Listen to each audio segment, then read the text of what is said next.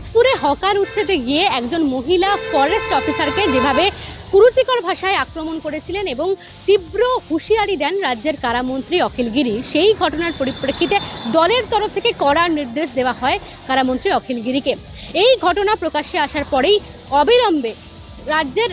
কারামন্ত্রী অখিল গিরিকে নির্দেশ দেওয়া হয় যে মহিলা ফরেস্ট অফিসার মনীষা সাউয়ের কাছে নিঃশর্ত ক্ষমা চাইতে হবে তাকে, অন্যথায় মন্ত্রিত্ব থেকে পদত্যাগ করতে হবে এবং পদত্যাগপত্র পাঠিয়ে দিতে হবে নির্দিষ্ট দপ্তরে। এই ঘটনার পরেই রাজ্যের কারামন্ত্রী অখিল গিরি তিনি পদত্যাগ করছেন বলে সাংবাদিক বৈঠক করে তিনি জানিয়েছেন। একই সঙ্গে নিজের অবস্থান থেকে একেবারেই এক চুলো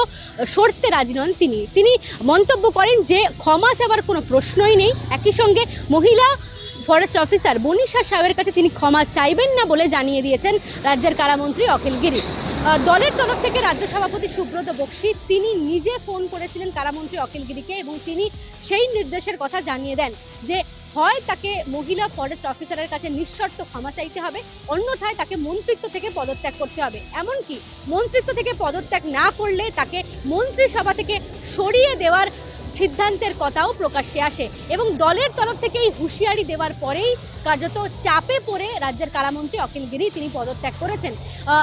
রবিবার সকালে প্রথমে তিনি যে প্রেস বিবৃতি দেন সেখানে নিজের আত্মপক্ষ সমর্থন করে তিনি একাধিক যুক্তি দিয়েছিলেন এবং এই গোটা ঘটনার পরিপ্রেক্ষিতে তিনি মহিলা ফরেস্ট অফিসার মনীষা সাউয়ের ঘাড়েই পুরো দায় চাপিয়েছিলেন এবং তিনি যে কোথাও গিয়ে অনুতপ্ত নন তা তার বক্তব্যে স্পষ্ট হয়ে গিয়েছিল, অর্থাৎ কোথাও গিয়ে নিজের অবস্থানেই তিনি অনড় ছিলেন এবং তারপরেই দলের তরফ থেকে বা কোথাও গিয়ে সিদ্ধান্ত নেওয়া হচ্ছিল যে মন্ত্রিত্ব থেকে তাকে সরিয়ে দেওয়া হবে বা দল থেকে তাকে বরখাস্ত করা হতে পারে। সেই কড়া হুঁশিয়ারি পাওয়ার পরেই সাংবাদিক বৈঠক করে রাজ্যের কারামন্ত্রী অখিল গিরি তিনি জানিয়ে দিয়েছেন যে তিনি তার মন্ত্রিত্ব থেকে পদত্যাগ করছেন এবং একই সঙ্গে তার অবস্থানে তিনি অনড়, অর্থাৎ কোনোভাবেই মহিলা সরকারি অফিসার মনীষা সাউয়ের কাছে তিনি ক্ষমা চাইবেন না, ক্ষমা চাওয়ার কোনো প্রশ্নই নেই, এমনটাও তার তরফ থেকে জানিয়ে দেওয়া হয়েছে।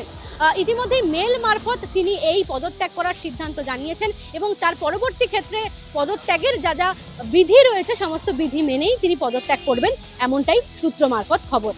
ক্যামেরা স্বপন দাসের সঙ্গে মৌমিতা মিত্র, নিউজ টাইম কলকাতা।